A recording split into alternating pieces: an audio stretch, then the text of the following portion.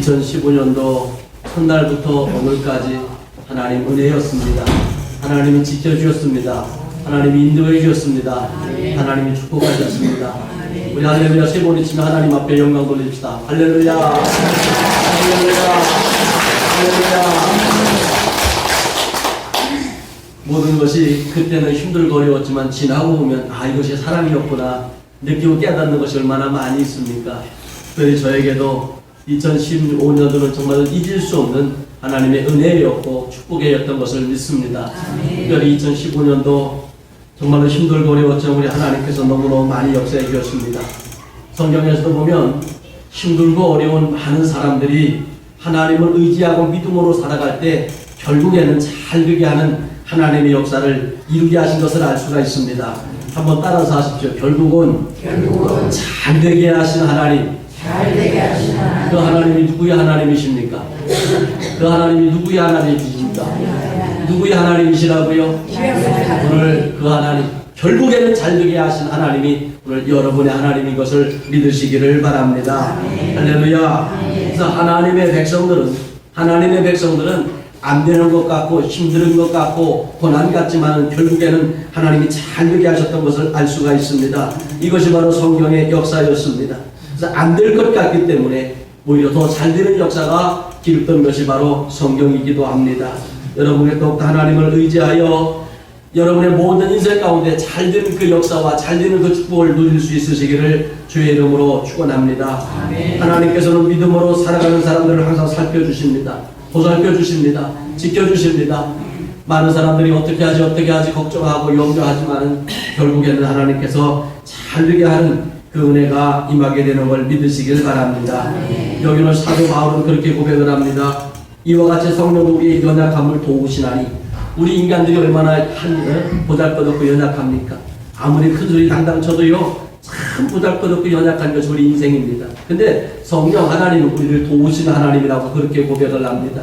그리고 성령 하나님께서 뭐라고 했습니까? 하나님의 뜻대로 우리를 위하여 날마다 기도해 주신다고 그랬습니다. 그러면서 고백하는 것이 우리가 알거니와 하나님을 사랑하는 자 곧 그의 뜻대로 부르심을 입은 자들은 모든 것이 합력하여 선을 이루느니라 이렇게 고백을 합니다. 여러분 이 사도 바울도 처음에는 로마의 공의의 회원으로서 남부럽지 않게 살던 사람이었습니다. 오히려 예수 믿는 사람들을 박해하고 핍박하던 사람이었습니다. 근데 그 사도 바울이 나중에 전도자로 바뀌었습니다.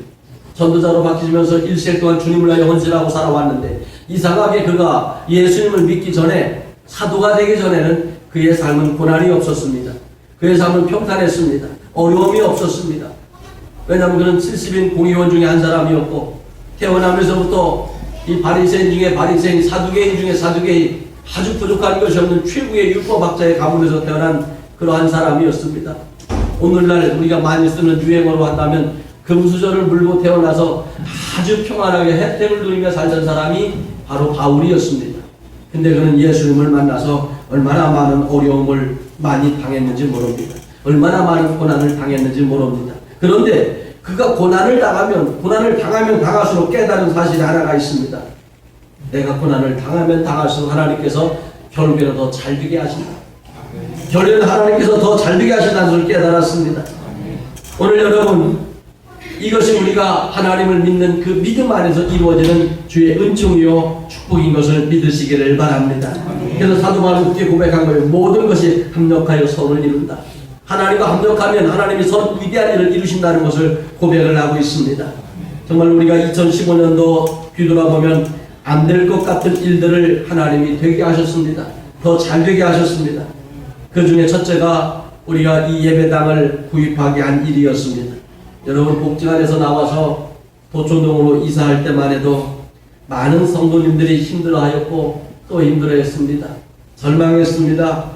우리가 그 엄청난 돈을 들여서 복지관을 지었고 우리는 예배당으로 알고 지었는데 결국에는 복지관이 지어졌고 거기서 예배를 드릴 수 없다고 하는 그 절망감 속에 우리가 나왔습니다. 이 예배당을 얻을 때에도 보증금 3천만 원이 없어서 빌려와야 했습니다. 20년이 넘게 목회를 하다가 이러한 상황에 맞이하니까 담임 목사 역시 참 비참하기도 하고 허탈하기도 했고 참 난감하기도 했고 절망하기도 했습니다. 처음에 이곳에 이사 와서 여러분도 알다시피 성물도 구입하지 못해서 얼마나 우리가 초라하게 예배를 드렸습니까? 의자도 강대상도 모든 것이 형편없었습니다. 주방도 없었고 유아실도 없어서 얼마나 많이 불편했습니까? 그런데 이곳에서 하나님 앞에 찬양하며 기도하며 예배를 드린 지 만 2년째 되던 그날 하나님께서 이 예배당을 구입하게 하셨습니다. 42년 동안 우리 큰 기쁨교회 역사상 처음으로 하나님 앞에 이 큰 기쁨교회 이름으로 제단 등기하게 하셨습니다. 얼마나 하나님 은혜에 감사하고 영광스럽든지. 그렇게 하여서 구입하여 제일 먼저 주방도 만들었고요, 유아실도 만들어서 아이들이 마음껏 뛰어놀게도 했고요, 비록 좁지만 비록 넉넉하지 못하지만 우리가 할 수 있는 최선의 것을 할 수 있게 하셨습니다. 이 성전을 구입하자고 할 때 많은 성도님들이 예배당을 구입하는 것이 가능하겠느냐, 감당하겠느냐, 우리가 할 수 있겠느냐, 얼마나 많은 사람들이 반신반의했는지 모릅니다. 그런데 여러분들이 믿음으로 협력을 해주셨고 하나님께서는 그 일을 이루시게 하셨습니다. 그래서 결국에는 이것을 생각지도 못했던 여러 가지 방법을 통해서 구입을 하게 하셨고 우리 큰 기쁨교회 이름으로 등기하게 하셨습니다. 이게 바로 2015년도에 이루신 하나님의 역사였고 우리에게 베푸신 최고의 은혜 중에 은혜였던 것을 믿으시기를 바랍니다. 불가능할 것 같은데 하나님이 하셨습니다. 솔직히 우리 힘으로 나면 불가능하지요. 생각지도 못할 일이지요. 근데 하나님은 하셨습니다. 로마서 8장 오늘 본문 28절에 보니까 우리가 알거니와 하나님을 사랑하는 자 곧 그 뜻대로 부르심을 입은 자들에게는 모든 것이 합력하여 선을 이루느니라. 여기서 합력이라고 하는 말이 나오는데 이 합력이라고 하는 말은 히브리 말로 시네르게라고 하는 말인데 이 시네르게라고 하는 말은 함께 힘을 쓰다, 동시에 힘을 쓰다 이런 의미가 되어집니다. 그래서 함께 힘을 쓴다고 하는 이야기는 여러분 줄다리기를 당길 때에 처음부터 힘을 쓰는 것이 아니라 하나 둘 셋 하면 그때 그냥 동시에 힘을 쓰지 않습니까? 바로 그럴 때 쓰는 단어가 시네르게, 합력이라고 하는 단어예요. 우리가 성전을 구입하자고 할 때 동시에 힘을 썼습니다. 동시에 여러분들은 믿음으로 건축헌금을 드렸고 동시에 믿음으로 하나님 앞에 기도하기 시작을 했습니다. 그랬더니 마침내 이 성전을 구입하게 하셨습니다. 바로 이것이 뭐예요? 우리도 협력을 했지만 하나님과 합력을 했기 때문에 하나님께서 이 일을 이루게 하셨던 것을 믿습니다. 여기서 보니까 합력하여 선을 이루느니라 하는 말씀이 나와요. 선을 이룬다. 근데 이 선이라고 하는 말이 히브리 말로 아가도스라고 하는 말인데 위대한 일, 탁월한 일 이런 뜻이 되어져요. 그러니까 하나님과 합력하니까 위대한 역사가 이루어졌다. 아주 탁월한 역사가 이루어졌다. 이런 의미가 되어지는 겁니다. 우리 혼자의 힘으로는 할 수 없어요. 인간들의 힘으로는 할 수 없지만 하나님과 합력하기만 하면 위대한 일을 이루시는 역사가 나타나게 되어지는 것을 믿으시기를 바랍니다. 두 번째로 복지재단 문제로 제가 횡령죄로 몰려서 2014년도 12월 19일 유죄 판결을 받았습니다. 그리고 12월 26일 대표이사에서 해임되어졌습니다. 참 많이 힘들었고 저 역시 절망을 했습니다. 어떻게 헤쳐나갈 방법이 없었고 길도 보이지 않았습니다. 그래서 하나님과 합력하기로 작정을 하고 1월 달에 20일 금식 기도를 했습니다. 하나님께서 합력해 주시기를 청원을 했습니다. 많은 성도님들이 눈물을 흘리면서 같이 기도해 주셨기 때문에 하나님께서는 희한한 방법으로 역사하기 시작을 했습니다. 몇몇 법조인들을 만나서 상담을 해보면 이번 2심에서 구속될 것 같다고 하는 이야기들을 할 때 참 난감하기도 했습니다. 그래서 2심 재판을 앞두고는 우리 몇몇 성도님들과 지방의 감리사를 만나서 내가 만약에 구속이 되더라도 우리 교회를 우리 성도님도 혼란에 당하지 않도록 잘 좀 부탁한다고 부탁을 드리며 2심 재판을 맞이하기도 했습니다. 그런데 8월 19일 날이 재판이 열렸는데 8월 18일 날 오후 3시쯤 4시쯤 갑자기 법원에서 전화가 왔습니다. 판사님이 한 열흘만 재판을 좀 미루기를 원하신다고 그렇게 이야기를 하는 거예요. 그래서 변호사한테 전화를 했더니 이런 일들이 거의 없대요. 아주 국가적인 사태가 발생을 해도 이런 한 번 선고일이 잡힌 것은 거의 그대로 진행이 되는데 왜 그런지 모르겠다고 하면서 그분이 그런 이야기를 하십니다. 아마 하나님께서 목사님이 기도의 분량이 덜 차서 기도의 분량을 채우라고 재판장을 통해서 재판 날짜를 연기했나 봅니다. 그 변호사 장로님이 그렇게 말씀을 하시더라고요. 그래서 저는 그걸 믿음으로 받아들였어요. 여러분, 믿음의 분량이 채워져야 하나님이 응답을 하시지 않습니까? 또 하나님 앞에 기도하기 시작을 했습니다. 많은 법조인들이 빠져나오기 힘들 것 같다고, 뒤집어지기 힘들 것 같다고 이야기를 했는데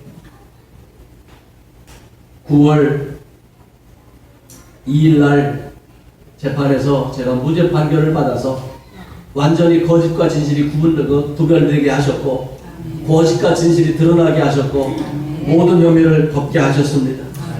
그랬더니 그 사람들이 다시 대법원에다가 상고를 하였습니다. 근데 상고를 하고 나서 2월 10일 날 대법원에서 완전히 무죄 판결을 받았습니다. 하나하나 뒤돌아보면 주님이 하셨습니다. 제가 이것을 해결해 보려고 발버둥 치면 칠수록 절망적인 이야기만 들렸고 힘들고 어려웠지만 주님이 하셨습니다. 이런 걸 하나하나 생각을 해보면 우리 하나님은 힘들고 고난이고 환난이지만 결국에는 잘 되게 하시는 하나님이시다. 할렐루야. 결국에는 잘 되게 하시는 하나님, 그 은혜와 그 축복이 오늘 여러분 속에 있어지시길 바랍니다. 그리고 어떤 삶 속에서도 여러분 절망하지 마십시오. 하나님 분명히 살아계셔서 여러분을 잘 되게 하실 걸 믿으시기를 바랍니다. 그래서 신앙생활은 뭘 잘해야 되느냐? 합력과 협력을 잘해야 돼요. 그래서 합력, 그래서 빌립보서 1장 22절에 보니까 오직 너희는 그리스도의 복음에 합당하게 생활하라. 이는 내가 너희에게 가보나 떠나 있으나 너희가 한 마음으로 서서 한 뜻으로 복음의 신앙을 위하여 협력하는 것이라고 그랬어요. 그러니까 복음의 신앙에 합당하게 생활하는 것은 복음으로 협력하는 것이라고 했는데, 이 협력이라고 하는 말은 시나들레오라고 하는 말로 함께하다, 서로 돕다, 이것을 이야기합니다. 그래서 시나들레오라고 하는 것은 함께 기도하다, 함께 모여 일을 하다, 함께 협력하다, 이럴 때 쓰는 거예요. 그래서 우리 교회들은 복음에 합당한 생활 중에 첫 번째가 협력을 잘해야 돼요. 함께 모여서 기도하고, 함께 전도하고, 함께 헌신하고, 함께 충성하고, 이러한 일을 잘해야 된다는 거예요. 그럴 때 시나들레오라고 하는 것을 이렇게 함께 하는 것, 바로 공동체 생활을 이야기를 하는 겁니다. 그런데 두 번째, 여기 오늘 본문에 나와 있는 협력과 합력을 구분을 하셔야 됩니다. 그래서 합력이라고 하는 말은 오늘 본문에 합력하여 선을 이룬다. 그래서 합력은 시네르게, 함께 힘을 쓰다, 동시에 힘을 쓰다. 마치 줄다리기를 할 때 동시에 힘을 썼던 것처럼 우리가 늘 모여서 함께 즐기기도 하고 함께 교제도 나누고 함께 기도도 해야 되지만, 뭔가 중요한 문제가 있을 때는 함께 힘을 합쳐서 기도하는 것을 이야기합니다. 그럴 때 하나님과 합력하게 되어지고, 하나님께서 합력하는 순간에 위대하고 탁월한 역사가 나타나게 되어지는 것입니다. 그래서 여러분, 2015년도 우리 그렇게 이겼습니다. 그렇게 2015년도를 보내왔습니다.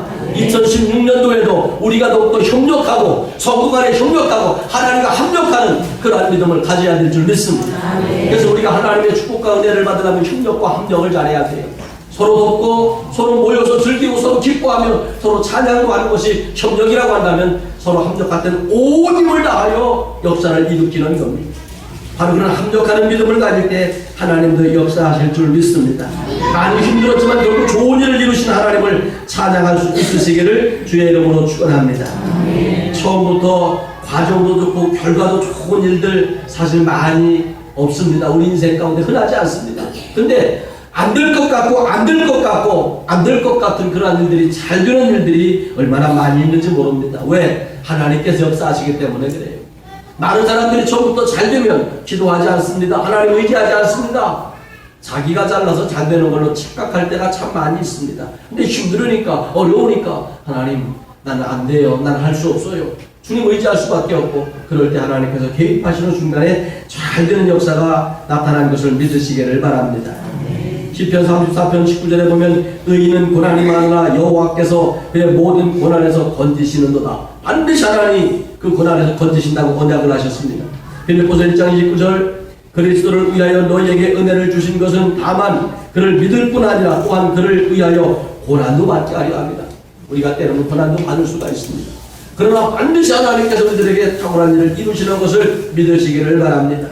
성경에 보면 히스기야라고 하는 이스라엘의 왕이 있습니다.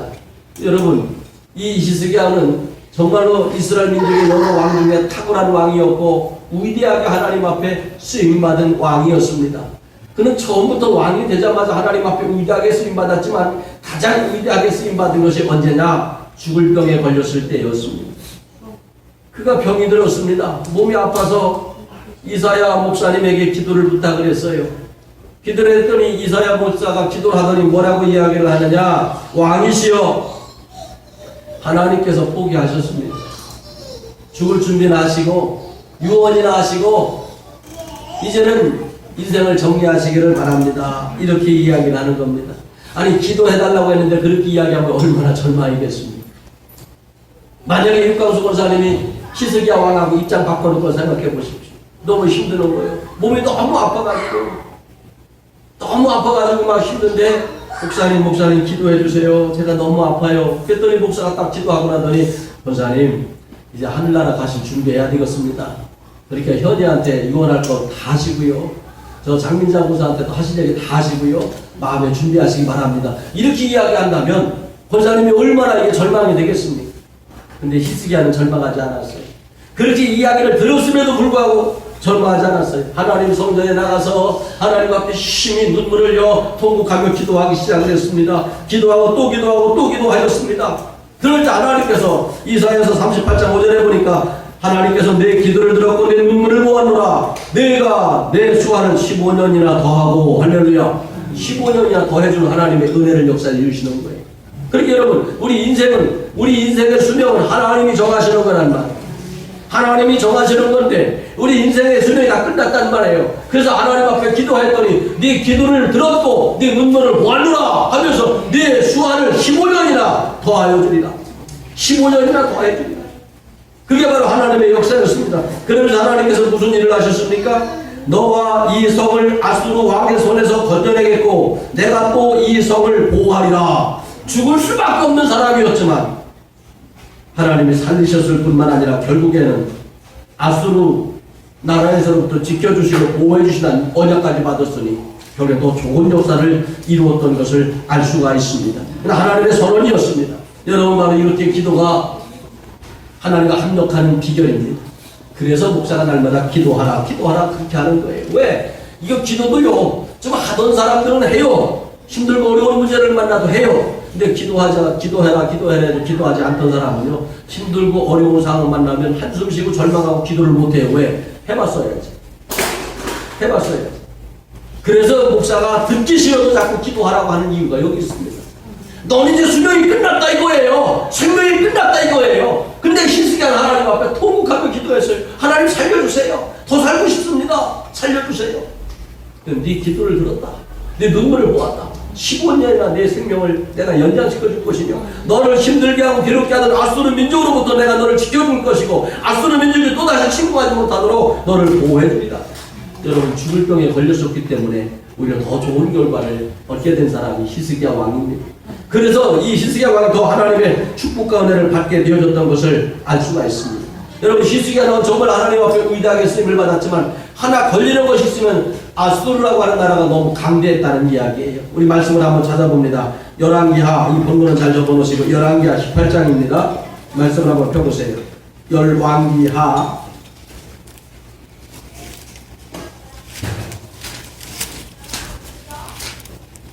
18장입니다. 제가 가지고 있는 성경은 593면에 있습니다. 593면 열왕기하 18장 13절 다같이 읽습니다. 히스기야 왕 제40년에 아수리의 왕 사네립이 올라와서 유다 모든 견고한 성읍들을 쳐서 점령하며 유다의 왕 히스기야가 라기스의 사람을 보내며 아수르 왕에게 이르되 내가 범죄하였나이다. 나를 떠나 돌아가소서. 왕이 내게 지우시는 것을 내가 당하리이다 하였더니 있는 모든 금을 다 털어서 주었는데 그것도 부족을 해서 성전 벽에 있고 성전 문에 있는 금을 전부 다 여러분 솔로몬이 성전을 지을 때 이 성전 벽까지 전부 다 금을 씌워놨잖아요. 문도 금으로 만들었잖아요. 이것까지 다 뜯어다가 바친 거예요. 벽에 있는 금을 다 뜯어다가 바쳤어요. 이때 얼마나 비참했겠습니까? 이게 히스기야의 삶이었습니다. 조금을 조금만 늦게 바치면 군사들을 동원을 하는 거예요. 그래서 이 아수르 민족과는 철저히 원수입니다. 특별히 이 히스기야의 아버지 때에는 아수르 민족이 쳐들어와서 뭐를 했느냐, 점령을 하고 이 사마리아 땅에 있는 이스라엘 사람들을 전부 다 끌어다가 아수르 포로로 끌어가서 노예로 부리고 아수르의 많은 사람들을 사마리아 땅에다가 데려다가 살게 하기 시작을 했어요. 그래서 그때부터 이 이스라엘 땅 한복판인 사마리아가 이방 사람들이 살면서 우상을 숭배하는 그러한 지역이 되어졌던 겁니다. 이렇게 비참하게 힘들게 살던 때가 바로 히스기야 왕 때였습니다. 사실 히스기야가 이 문제 때문에 하나님 앞에 얼마나 많이 기도했는지 몰라요. 근데 기도할 때마다 하나님이 도와주셨어요. 도와주셨기 때문에 하나님 축복도 많이 해주셨고 은혜도 많이 주셨어요. 그런데 결정적인 순간에 어떤 일들이 벌어졌습니까? 이사야서 38장을 한번 펴보세요. 이사야서 38장 1212면에 있습니다. 구약성경 1212면.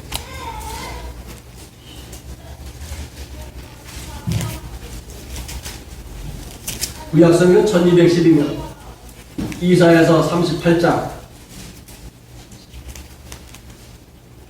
1절을 봅니다. 시작. 그때에 히스기야가 병들어 죽게 되니 아모스의 아들 선지자 이사야가 나아가 그에게 이르되 여호와께서 이같이 말씀하시기를 너는 내 집에 유언하라 내가 죽고 살지 못하리라 하셨나이다 하니. 여러분 너무 큰 고통이 오잖아요. 아수르 민족이 이렇게 스스로 쳐들어와서 힘들게 하고 수로를 막아들여서 마실 물이 없어가지고 유대 민족들이 이 시대에 소변을 받아서 마실 정도로 그렇게 힘들어했던 때가 바로 히스기야 왕 때였습니다. 근데 갑자기 히스기야가 병이 드는 거예요. 그래서 이사야 선지자한테 기도하다가 그랬더니 이사야 선지자가 왕이여 이제는 더 이상 살지 못하고 죽을 것이니까 죽을 준비하십시오. 유언이나 하십시오. 이렇게 이야기를 하는 거예요. 그 순간에 히스기야가 얼굴을 벽으로 향하고 여호와께 기도합니다. 그래서 13절에 보면 이르되 여호와여 구하오니 내가 주 앞에서 진실과 전심으로 행하여 주의 목전에서 선하게 행할 것을 기억하옵소서 하고 히스기야가 심히 통곡했습니다. 심히 통곡하며 기도할 때 여기 오늘 5절에 보니까 너는 가서 히스기야에게 이르되 내 조상 다윗 하나님 여호와께서 이같이 말씀하시기를 내가 내 기도를 들었고 내 눈물을 보았노라. 내가 내 수 안에 15년을 더하고 15년을 더해주겠다는 거예요. 근데 여러분 여기서 중요한 것이 있어. 내가 15년 동안 더 살면서 아수르 민족에게 계속해서 고난과 고달픔을 받는다면 비참한 인생이잖아요. 나이가 많아서 오래 살면서 여러 가지 어려운 일만 당하려면 얼마나 비참합니까? 오늘 아침에 제가 뉴스를 듣다 보니까 그런 얘기가 나와요. 어떤 사람이 2층짜리 집이 있고 땅이 좀 있는데 그 아들한테 전부 다 물려줬대요. 물려줄 때 각서를 받았다고 합니다. 부모를 잘 공양해라. 공양하지 않으면 모든 것을 다 아버지한테 발언을 한다는 각서를 받았대요. 근데 이 아들이 딱 받자마자 자기는 1층, 아버지는 2층에 살고 있는데도 불구하고 아버지를 전혀 돌보지도 않고 같이 식사도 하지 아니하고 오히려 병이 들었는데도 그 병간호도 하지 아니하고 결국에는 병이 들으니까 누나네 집으로 가라고 누나네 집으로 보냈대요. 그러니까 이분이 화가 나가지고 소송을 걸어서 내 자는 다 돌려달라고. 그랬더니 대법원에서 돌려주라고 판결을 내렸어요. 왜? 그래서 항상 주기 전에는 각서를 받아야 된대요. 나는 잘 봉야하겠다는 각서가 있었기 때문에 이거는 부담도 증여다. 완전한 증여가 아니기 때문에 돌려줘야 된다. 그래서 그 아들은 사업도 하고 뭐 하는데 이 집을 팔아가지고 이제 돈을 빼서 자기는 아파트로 살고 이사를 가면서 부모님을 누나한테 또 맡기려고 했다가 결국에는 다 그냥 끝나버린 거지. 자, 여러분 보세요. 그래도 그분은 말년에 재산이라도 찾아서 살 수 있게 됐지만 자식들한테 다 물려주고 돈도 하나도 없이 비참하게 사는 분들이 얼마나 많이 있습니까? 근데 그렇게 비참하게 살아가면서 오래 사는 것이 과연 복일까? 여기 오늘 히스기야가 막 성전에 있던 거 막 벽에 있던 금까지 다 떼다가 저 아수르 나라에다가 조공을 바쳐가면서 오래만 살면 그게 복일까? 북하면 아수르 민족이 쳐들어와서 예루살렘 성을 막 포위를 하고 수로를 다 막아버리니까 마실 물이 없어서 소변을 받아 마실 정도가 성경에 보면 그렇게 나와요. 소변을 마셨다고. 소변을 마실 정도로 힘들어하면서 오래 사는 것이 복일까? 근데 하나님은요 15년을 연장시켜주면서 하시는 위대한 일이 있습니다. 뭘 하셨어요? 자, 다 같이 한번 읽어봅니다. 이사야서 38장 6절을 시작. 너와 이 성을 아수르 왕의 손에서 건져내겠고 내가 또 이 성을 보호하리라. 할렐루야. 이게 얼마나 위대한 역사냐는 말이에요. 그 전에 하나님이 도와주셔서 가끔 이기기도 했지만 하나님께서 15년을 연장시켜주면서 완전히 아수르가 공격하지 못하도록 막아주시겠다는 거예요. 침공하지 못하게 막아주시겠다는 거예요. 이 성을 하나님이 지켜주시겠다는 거예요. 이게 뭐 때문에? 히스기야가 죽기 살기로 기도했기 때문에 그래요. 아, 여기서 중요한 것이 있어요. 그러니까 우리가 평상시 기도하는 거하고 죽음을 앞두고 기도하는 거하고는 차원이 틀리지 않습니까? 하나님 나 살 수가 없어요. 나 살려주세요. 그 기도 얼마나 절망적인 기도였고 얼마나 간절한 기도였고 얼마나 하나님 앞에 몸부림치는 기도였겠습니까?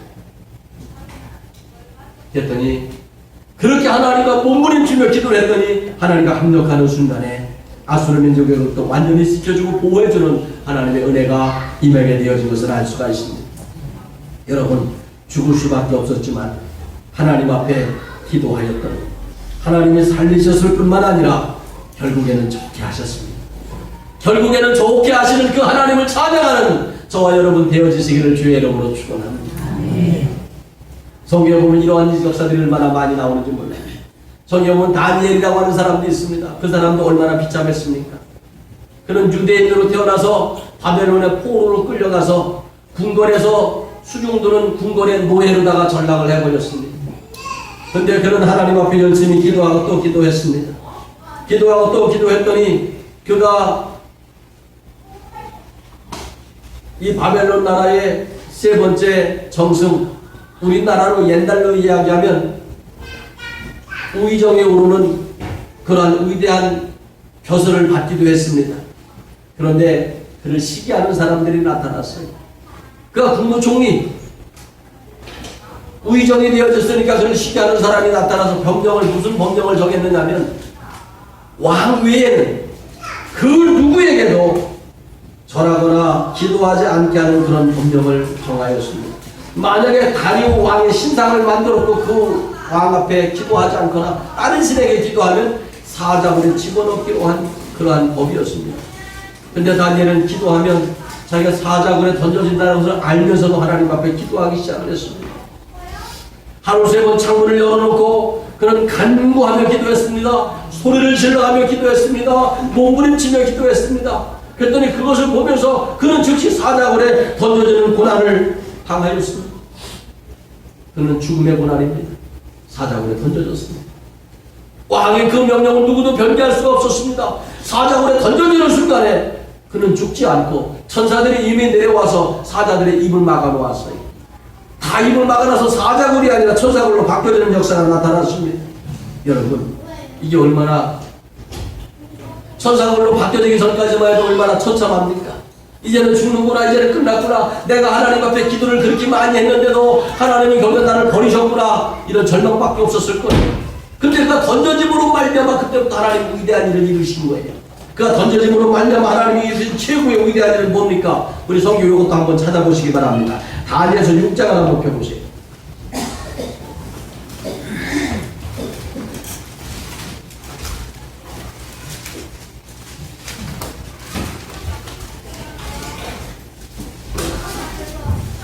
다니엘서 6장을 봅니다.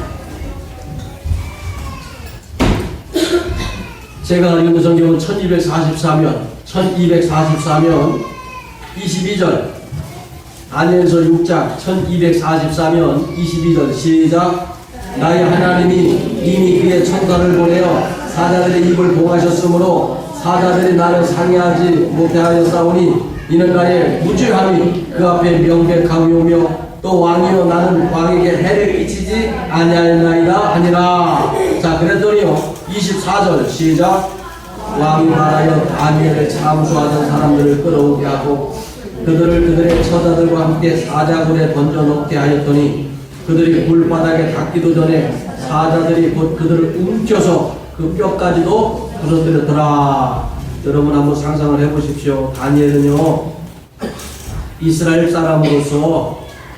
사람으로서 바벨론 나라의 총리가 되어졌습니다. 그러니까 그를 시기하고 모함하는 사람이 너무 많아서 어떻게 살 수가 없어요.